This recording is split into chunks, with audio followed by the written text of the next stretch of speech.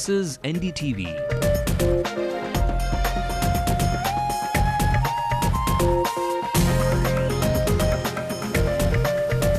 And you're watching NDTV Hindu.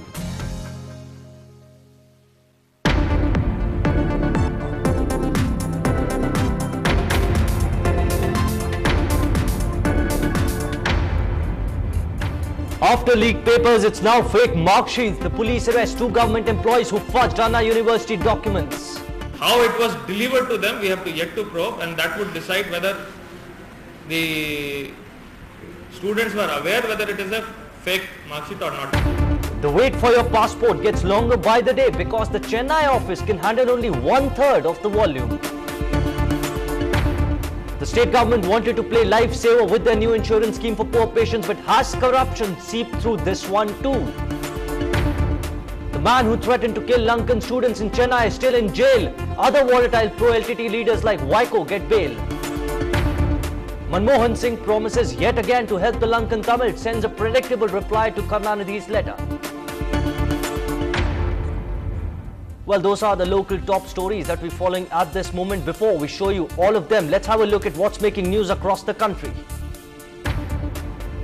First, they humiliated India's Home Secretary, then the Pakistanis target the Foreign Minister, belated rebuttal after an opposition uproar. I think we discussed it, and we are both of the opinion it was uncalled for. Well, where is the question of comparison between these two statements?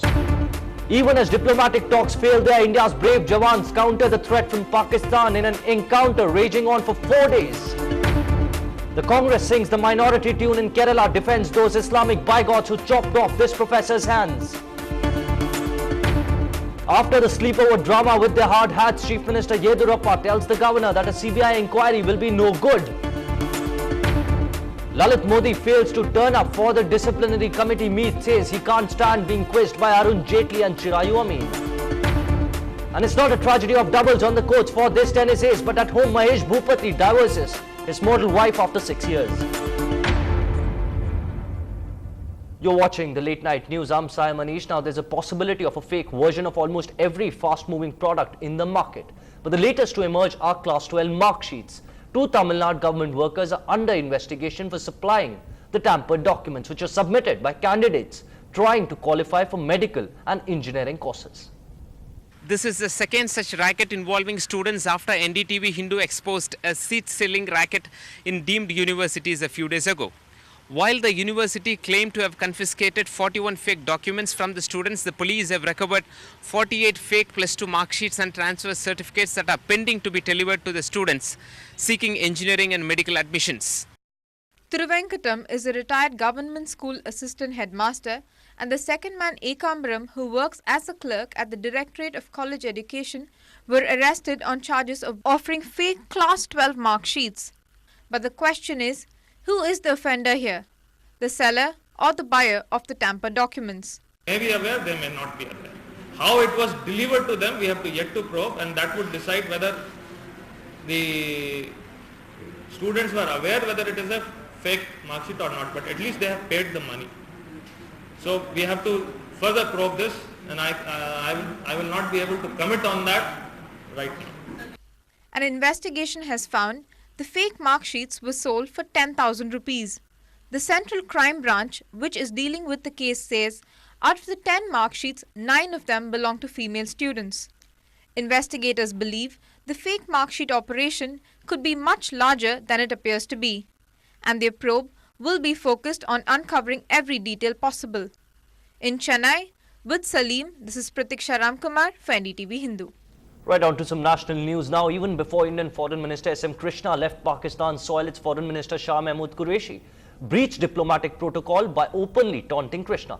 In a clear U-turn from the terms of the meeting, Qureshi has said that Kashmir remained at the center of the bilateral dialogue, even going to the extent of saying that India was not yet prepared for talks with Pakistan. It's now in the open that talks between the 2 foreign ministers have failed miserably. We are ready to negotiate anytime, anywhere, but we are not in a hurry. We can wait when they are ready. Pakistan is ready to discuss all issues. When you point out the speech or speeches made by Hafiz Saeed. Let me draw your attention, sir, to the press statement of the Indian Home Secretary on the eve of this dialogue. Tell me to what extent that helped.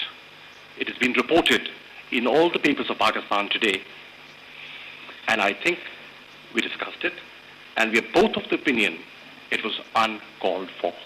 Well, a typical Pakistani response there, but there was first no response coming from the Indian side, and when it did come, it was entirely watered down.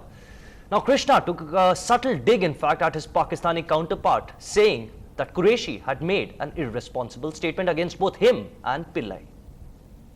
Well, where is the question of comparison between the two statements? Hafiz Saeed is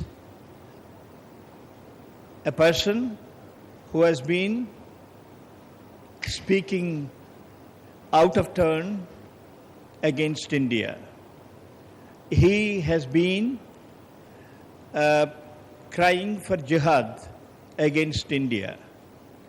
And we have always said that such people in Pakistan who incite hostile India or anti-India propaganda will not help to smoothen the relationship between our two countries. And Mr. Pillai, the Home Secretary of India, is supposed to have made a statement to a particular newspaper, which certainly contains whatever has been told to us through our interaction with David Coleman Headley in United States of America, who is now with the Federal Bureau of Investigation. Now, even that delayed reaction, that subtle reaction came after the opposition led by the BJP tore into SM Krishna for being a mute spectator to the indignation hurled by Pakistani Foreign Minister Shah Mahmood Qureshi on India in front of him. Talk has to be something for substance. The Prime Minister met Dr. Manmohan Singh, met Mr. Gilani in Sharm el-Sheikh. What happened there is a different matter. But there was a talk. Before that, they met on the sidelines of UN General Assembly. There was a talk. Now we had a Foreign Secretary level talk. Before that, the Home Minister went there, and dossier after dossier were given out about Hafiz Saeed and a whole range of other Pakistani implications. Now, if it was a formal exchange at the level of Foreign Minister, there ought to have been certain firmer commitment by Pakistani side. Therefore, in the light of all this, why should India suffer open castigation of our Home Secretary? But even after that strong attack, the Congress seemed to have been in support of the silence maintained by SM Krishna in Pakistan in the face of those bitter remarks by Qureshi. I don't think it's necessary to react to what the Pakistan Foreign Minister says, for the simple reason that the Indian Foreign Minister has not confirmed that. The Home Secretary, I think, he was not dealing with other external talks, he was simply making a statement of fact about what India's stand has been.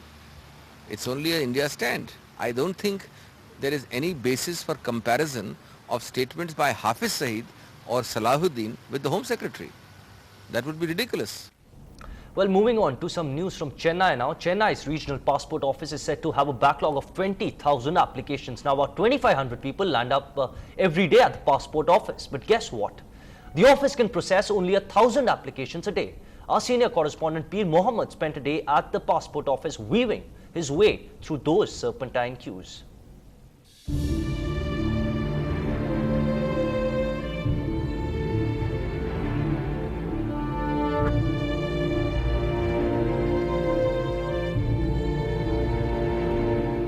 Bridget Marie Claire of Puducherry visited this office 6 times to renew the passport of her 13-year-old son Ashia. But still it has not been done. But as NDTV Hindu reports on the backlog, she hopes the renewal will be done soon, as she needs to travel abroad with her son. I have renewed my son's passport in 2008 December. Okay, still so far 3 times I came and met the PRO. 3 times even police verification came to my house. The police station also I am paying money. Even to meet the PRO I am paying money. Still so far for a minor passport I have not got and I never received. The regional passport office is a scene of confusion. Staff shortage has forced applicants to wait for up to 5 hours, and still very little information is available. There's a space problem too, and it's an ordeal for mothers waiting with infants. We had applied for renewal of passport for my friend, and we had actually applied online some thrice. We thought that it was some server problem, so we also tried an Internet Explorer. There's something called access code which comes in the end, and we kept typing the code again and again, and it kept saying code error, code error. So we thought we'll come here directly and get the form, and we asked them like thrice and they didn't respond. We asked him once again and he didn't respond. The regional passport office says it has plans to shift to a larger office. 3 new passport centers to be set up in Chennai are expected to reduce the problems. As far as Tamil Nadu is concerned, Government of India will be opening 9 kendras. For instance, in Chennai 3, Coimbatore 1, Trichy 4, Madurai, Tirunelveli like that. And we are on the job now. Long wait in queues is only tip of the iceberg in the regional passport office. Indifference of the officials and exploitation of the middle class is rampant here. In Chennai, Peermome for NDTV Hindu. Well, time to get you all that's making news across the country. This is your 60-second essential news capsule of all the news from every part of India. It's day 4 of the encounter in Kashmir. An army major and 2 other Jawans are the latest to be injured in these encounters. Till now, 7 Jawans, including a major and a colonel, have been injured. The army has also gunned down 2 militants. The Congress on Thursday attacked the CPM-led government in Kerala for going against the extremist Popular Front of India, whose activists have been accused of chopping the right hand of a college lecturer. Playing to the gallery, the Congress's Kerala opposition leader Uman Chandi said that the government was targeting the entire Muslim community by holding the PFI responsible for the attack. Tennis star Mahesh Bhupati has failed to score not on the tennis court but in his personal life. He has separated with his wife of 6 years, Shweta Jayashankar, in what was termed a divorce by mutual consent. The divorce has now left Shweta with a settlement pegged somewhere between 5 and 10 crore rupees. Right, we're slipping into a short break right now. Lalit Modi skips his disciplinary meeting with the BCCI. That's coming up next. Stay with us.